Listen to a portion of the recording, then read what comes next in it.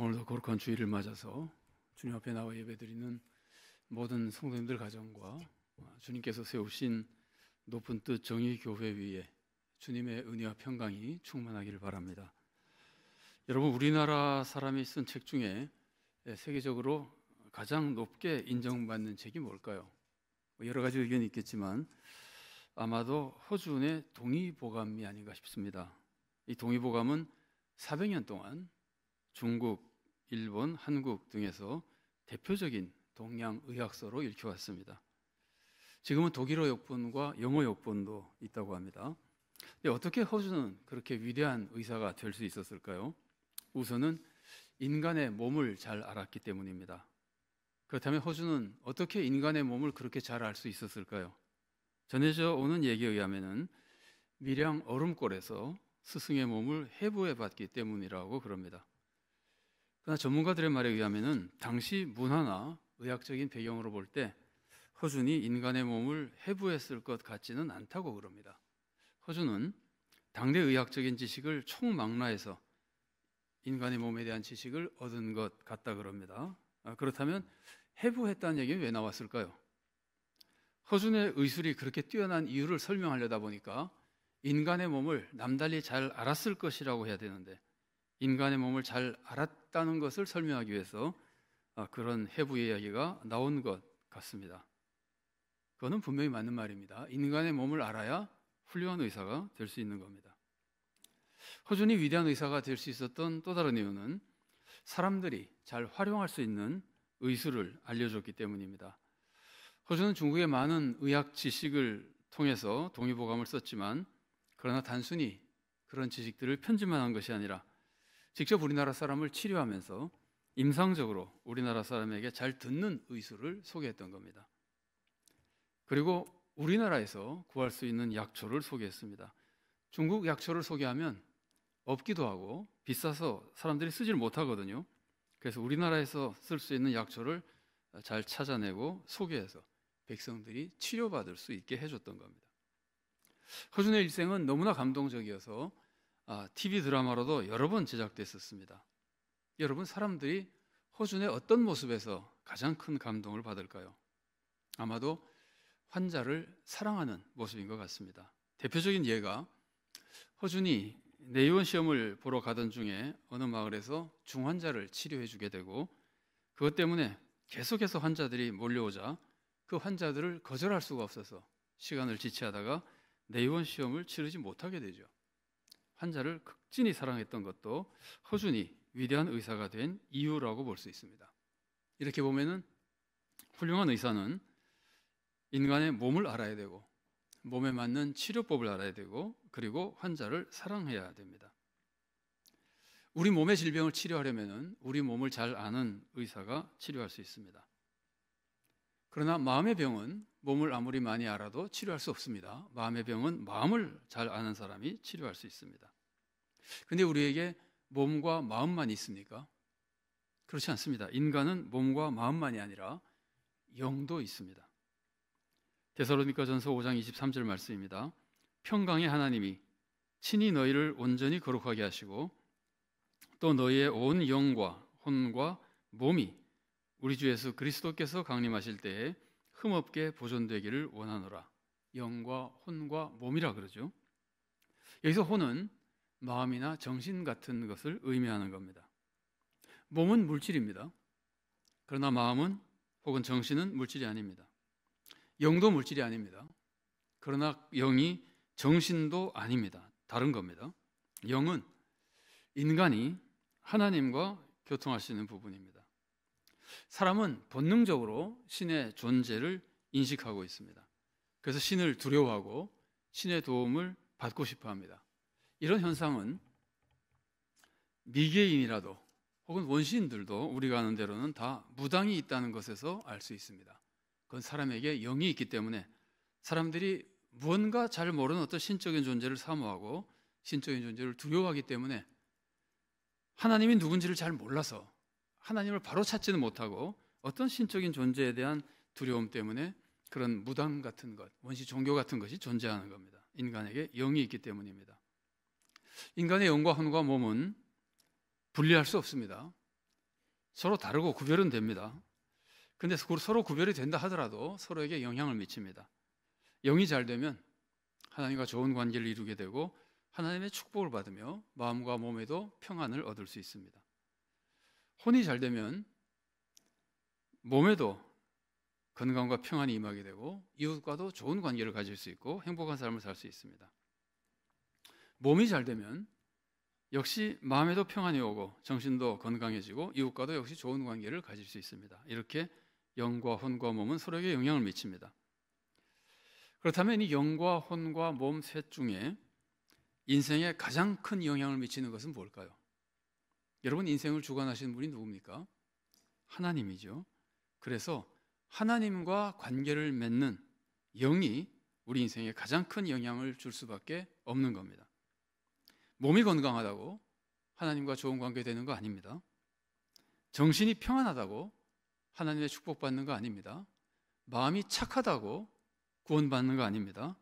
영이 하나님과 좋은 관계를 맺어야 하나님의 은혜와 구원의 축복을 누리게 되고 그 안에서 마음과 몸에도 은혜와 평강이 임하며 그리고 영생의 축복까지 받게 되는 겁니다. 여기서 참고로 우리가 좀 확인해야 될 것이 있습니다. 성경은 인간을 영과 혼과 몸 이렇게 세 가지로 설명하는 경우도 있지만 성경은 인간을 영혼과 육체 혹은 영혼과 몸 이렇게 두 가지로 설명할 때도 있습니다. 흔히 앞에 것을 3분법이라고 하고 뒤에 것을 2분법이라고 하는데 두 가지가 다 성경에 나오는 겁니다. 이때 우리가 기억해야 될 것은 영혼과 육체로 구별할 때는 영혼이라는 그 말 안에 영과 혼이 다 포함되어 있는 것을 의미하는 겁니다. 베드로전서 2장 11절 말씀을 읽어드리겠습니다. 사랑하는 자들아, 거류민과 나그네 같은 너희를 권하노니 영혼을 거슬러 싸우는 육체의 정욕을 제어하라. 영혼과 육체로 나눠주고 있죠. 이때 영혼은 영만도 아니고 마음만도 아니고 둘을 다 포함해서 의미하는 겁니다. 그리고 이 단어들이 성경에 나오는 단어들이 문맥에 따라서 같은 단어도 좀 다른 의미를 가질 때가 있습니다. 우리가 잘 아는 성경 말씀 중에 하나님이 마음을 보신다 그러잖아요. 이때 마음은 혼만을 의미하는 것이 아닙니다. 영은 안 보시고 우리의 정신과 마음만 보신다는 뜻이 아닙니다. 하나님이 마음만 보신다고 할 때는 이것은 영과 혼을 다 보신다는 것을 의미하는 겁니다. 영혼과 육체 중에서 영혼 쪽, 영과 혼을 다 보신다는 것을 의미하는 겁니다. 자, 그렇다면 우리는 오늘 영과 혼과 몸으로 나눈 이 말씀을 중심으로 해서 인간에 대해서 구원자에 대해 생각해 보는 겁니다. 여러분, 그렇다면 인간을 전인적으로 인간 전체를 전 인간을 치료할 수 있는 분은 누구일까요? 몸만 알아서 안 되겠죠. 마음만 알아서 안 되겠죠. 영까지 알아야만 사람을 치료할 수 있는 겁니다.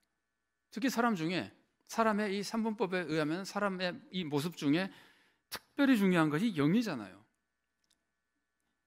이 영을 알고 치료할 수 있는 분만이 사람을 치료할 수 있고 하나님과의 바른 관계를 맺게 해줄 수 있는 거거든요. 그래서 영을 치료할 수 있는 분만이 우리의 구원자가 될 수 있는 겁니다. 세상에는 인간의 몸을 아는 사람이 있습니다. 인간의 마음을 아는 사람이 있습니다. 하나님이 사람에게 그것을 알 수 있도록 허락을 해주셨습니다. 물론 우리가 완벽한 지식을 가질 수는 없지만 제법 많이 알 수 있습니다. 의사들 인간의 몸에 대해서 많이 압니다. 혹은 상담학을 공부한 사람들 인간의 마음에 대해서 잘 압니다. 선생님들도 인간의 마음에 대해서 잘 압니다. 그러나 영을 아는 사람은 없습니다. 이것은 하나님께서 인간에게 허락해 주지 않으셨습니다. 영은 오직 하나님만이 아십니다. 하나님이 보내신 구원자 예수님만이 아십니다. 그래서 예수님만이 영을 아는 분이 하나님 보내신 예수님밖에 없기 때문에 예수님만이 인간의 영을 치료하고 인간을 하나님과 바른 관계로 맺게 해주시고 하나님의 자녀가 되게 해주시고 구원을 이루어 주시는 겁니다. 영이 구원받아야 혼과 몸까지 구원받게 되는 겁니다. 사람은 원래 하나님의 축복 속에 영과 혼과 몸이 온전한 인간으로 창조됐습니다. 그런데 하나님께 죄를 짓잖아요. 사람이 죄 짓는 모습 보십시오. 우선 영이 하나님과의 관계에서 하나님 중심이 되는 것이 올바른 관계인데 자기 중심이 되어버리거든요. 인간 중심이 되어버리거든요. 그래서 영이 이렇게 인간 중심으로 바뀌면서 인간의 마음에 자기 욕심을 추구하는 이기심이 생기고 그래서 몸으로 선악과를 따먹으며 죄를 짓게 되는 겁니다. 영이 파괴되니까 마음과 몸에까지 고통과 죽음이 오게 되는 겁니다. 우리의 모든 고통은 죽음이며 질병이며 슬픔이며 다툼이며 모든 고통은 죄로부터 오는 겁니다. 우리가 살려면은 죄를 치유해야 됩니다. 죄를 치유하고 영이 살아야 됩니다. 몸 건강한다고 되는 것이 아닙니다. 마음이 착해진다고 인간 살릴 수 있는 것이 아닙니다. 죄를 용서받고 영이 살아야 하나님과 올바른 관계를 맺게 되고 구원받게 되는 겁니다. 하나님과 올바른 관계를 맺는 것이 하나님의 자녀가 되는 것이고, 그렇게 되면 하나님의 은혜 속에서 올바른 삶을 살아가며 정말 인간다운 삶을 살아가며 하나님의 은혜와 축복 속에 살게 되는 겁니다. 이게 구원받는 겁니다. 근데 사람들은 이걸 모릅니다. 세상 사람도 이건 모릅니다. 그래서 인생의 고통을 돈으로 해결하려고 돈과 재물에 매달리는 겁니다. 혹은 마음의 문제만 해결하면 되는 줄 알고, 인간관계만 해결하면 되는 줄 알고 거기에 매달리는 겁니다. 심리학에 매달리고 상담학에 매달리는 거예요. 다 유익한 겁니다. 돈도 유익하고 상담학도 유익합니다. 그러나 그것으로 사람이 살 수는 없습니다. 그것으로 영을 살릴 수 없기 때문입니다. 영은 죄를 치료받아야 살 수 있습니다. 그렇다면 누가 우리의 영을 치료해주고 우리의 죄를 용서해주고 하나님과 관계를 회복시켜줄 수 있습니까?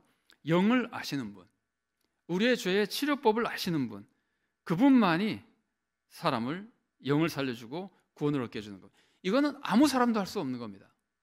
영을 아시고 하나님 보내주신 예수님, 하나님의 아들 예수님만이 하실 수 있는 겁니다. 본문 3장 23절 24절 말씀입니다.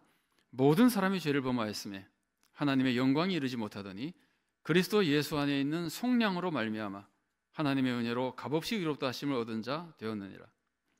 하나님은 인간을 위해서 먼저 율법을 주셨습니다. 사람이 만일 율법을 온전히 다 지키고 죄를 짓지 않는다면 괜찮을지도 모릅니다. 그러나 사람은 율법을 지킬 수가 없습니다. 사람은 율법을 통해서 지켜야 되는데 자기가 못 지키니까 오직 자기가 죄인이라는 것만 더 분명히 깨달을 뿐입니다. 율법은 사람을 구원하지 못합니다. 그렇다고 율법이 무익한 건 아닙니다. 율법은 사람을 구원받는 대로 이끌어주는 역할을 합니다. 그리고 구원받은 사람이 구원을 지키는 역할을 합니다. 그래서 율법도 굉장히 중요합니다. 그래서 여러분, 율법이 구원자에게로 인도한다고 해서 갈라디아서 이전 개역 성경을 보면은 율법을 몽학 선생이라고 그러잖아요. 이건 지금 번역으로는 초등교사라고 그러거든요. 자기가 구원은 못해도 구원자라고 인도한다는 거거든요. 율법은 사람을 죄인이라는 걸 깨닫게 해서 그 죄인을 구원해 주시는 예수님께로 오도록 인도해 주시는 역할을 하고, 그리고 율법은 예수님 믿고 구원받은 사람에게 구원받은 사람이 어떻게 해야 하나님의 뜻대로 살 수 있는지 하나님의 뜻을 가르치는 겁니다. 그래서 그 받은 구원을 지키도록 도와주는 겁니다. 못 지키면 회개하게 하고 바르게 지키도록 도와주고, 그래서 구원을 지키도록 도와주는 겁니다. 율법은 구원으로 인도하는 역할, 그리고 구원받은 사람을 구원은 믿음으로 받는 것이고 구원받은 사람을 구원을 지키도록 도와주는 역할을 하는 겁니다. 율법으로는 우리의 영이 살 수 없기 때문에 하나님께서 예수님을 보내주신 겁니다. 로마서 3장 21절과 22절 말씀입니다. 이제는 율법 외에 하나님의 한 의가 나타났으니 율법과 선지자들에게 증거를 받은 것이라. 곧 예수 그리스도를 믿음으로 말미암아 모든 믿는 자에게 미치는 하나님의 의인이 차별이 없느니라.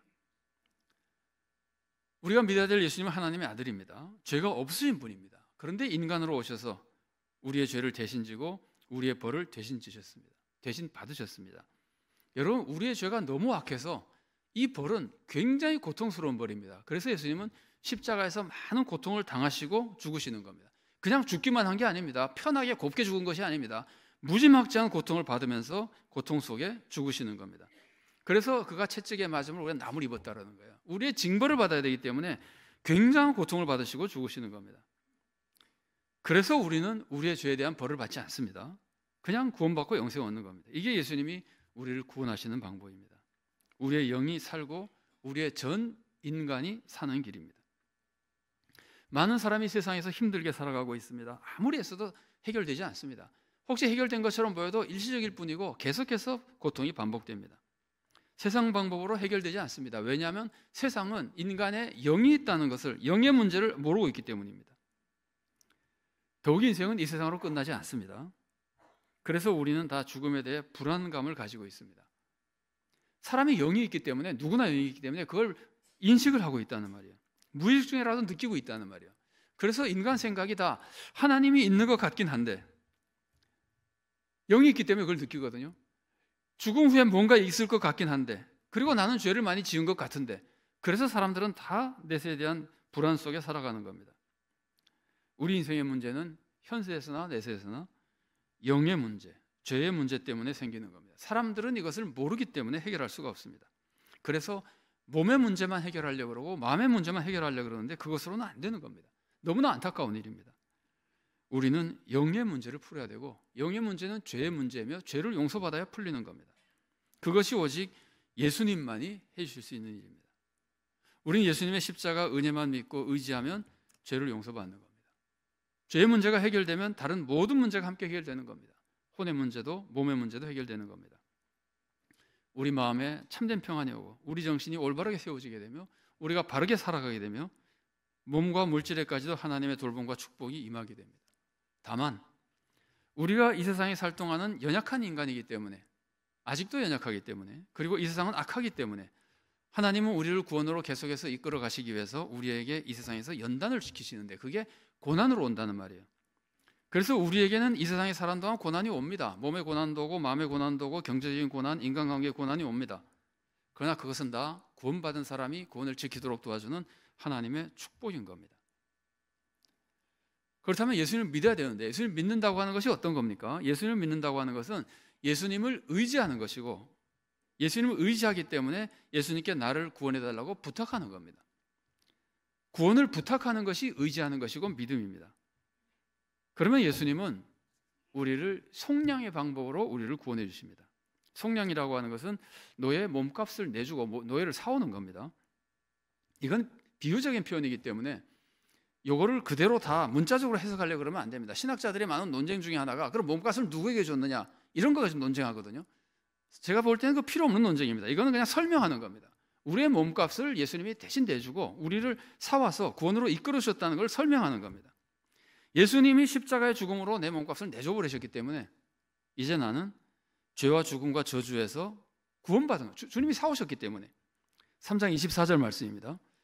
그리스도 예수 안에 있는 속량으로 말미암아 하나님의 은혜로 값없이 의롭다 하심을 얻은 자 되었느니라. 예수님 몸값을 다 치렀기 때문에 우리가 치를 것이 하나도 없습니다. 그래서 우리는 아무것도 하지 않고 예수님의 은혜만으로 값없이 의롭다 하심을 받는 겁니다. 내가 뭘 내서 받는 것이 아닙니다. 그래서 내가 뭔가 하나님께 해드리고 구원을 받으려고 하는 것은, 이것은 내 힘으로 구원받으려고 하는 거거든요.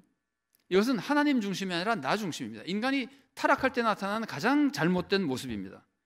그래서 내 힘으로 구원받으려고 하는 것이야말로 최악의 불신이고, 이거 우리가 율법주의라 그럽니다만 이건 최악의 불신이고 그래서는 결코 구원받지 못합니다.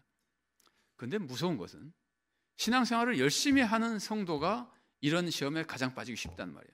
한 일이 없으면 내 힘으로 구원받으려고 그러지 않을 거 아니에요. 한 게 많다는 말이에요. 헌금도 많이 했고 선교도 많이 했단 말이에요. 그러니까 자꾸 그 힘으로 구원받을 것처럼 시험에 빠지게 되는 겁니다. 내 의로 구원받으려고 하는 것은 나 중심이고 영이 죄에 빠져 있는 모습입니다. 우리는 절대로 내 공로를 의지하면 안 됩니다. 어떤 것도 의지하면 안 됩니다. 전적으로 예수님의 은혜만 의지하며 하나님의 사랑에만 의지해야 됩니다. 하나님 중심의 영이 되어야 됩니다. 이게 영이 살아있는 모습이고 구원받은 사람의 모습입니다. 우리가 예수님의 은혜만 의지하는 하나님 중심이 될 때 예수님의 은혜만 의지할 뿐이 아니라 뜨거운 열정으로 하나님을 사랑하며 하나님 중심이 되어야 됩니다. 예수님의 은혜를 깊이 깨닫고 하나님을 사랑할 때 목숨을 다해서, 목숨을 걸고 하나님을 사랑하는 거거든요. 이것이 올바른 믿음입니다. 그러니까 우리가 올바른 믿음이라고 하는 것은 늘 주님 중심으로 주님을 의지하며 살 뿐 아니라 뜨거운 열정으로 주님을 사랑하며 목숨을 걸고 주님 말씀에 순종하며 주님의 영광을 위해서 헌신하며 살아가는 겁니다. 이것을 우리가 이런 올바른 믿음을 가지기 위해서는 예수님의 십자가 은혜를 깨달아야 되는 거예요. 주님이 나를 위해서 어떤 고통을 당하시고 어떤 사랑을 보여주신지를 알아야 우리가 주님을 뜨겁게 사랑하며 주님을 위해서 헌신하는 성도의 삶을 살아갈 수 있게 되는 겁니다. 여러분, 사순전을 보내면서 우리 모두가 예수님은 세상이 모르는 우리의 영과 혼과 몸을 다 하시고 진정한 구원을 주시는 분이라는 것을 더 깊이 깨달아 알 수 있게 되기를 바랍니다. 특히 우리의 죄를 용서하시기 위해서 그 무지막지한 온갖 고난을 다 당하시고 우리를 구원해 주신 주님의 은혜를 기억하며 진정한 감사의 마음속에 뜨거운 열정으로 온 힘을 다해 주님을 사랑하고 순종하고 헌신하며 하나님의 뜻을 이루어드리고 하나님께 영광을 돌리며, 그래서 우리가 구원의 길을 갈 뿐 아니라 세상도 구원으로 인도하는 복된 성도로 살아갈 수 있기를 바랍니다. 같이 기도하시겠습니다. 사랑하는 하나님 감사합니다. 우리가 타락해서 파멸에 빠졌을 때 우리 힘으로는 도저히 벗어날 수 없는 그 죄와 죽음과 저주의 속에서 예수님이 직접 오셔서 속량으로 말미암아 우리를 구원해 주시고 우리를 하나님의 자녀로 삼아 하나님과의 올바른 관계 속에 영과 혼과 몸이 강건하며 평안과 축복의 길을 갈 수 있도록 이끌어 주셨으니 감사드립니다. 사랑하는 하나님, 우리가 주님의 은혜를 깊이 깨닫고 정말 주님만 의지하고 주님께 모든 것을 맡기며 뜨겁게 주님을 사랑하며 주님께 순종하며 주님의 영광을 위해 헌신하며 하나님의 뜻을 이루어드리고 세상의 구원의 역사를 이루어나가며 우리도 구원의 길을 가는 복된 성도로 살아나가도록 우리를 은혜로 인도하여 주시옵소서. 예수님 이름으로 기도드리옵나이다. 아멘.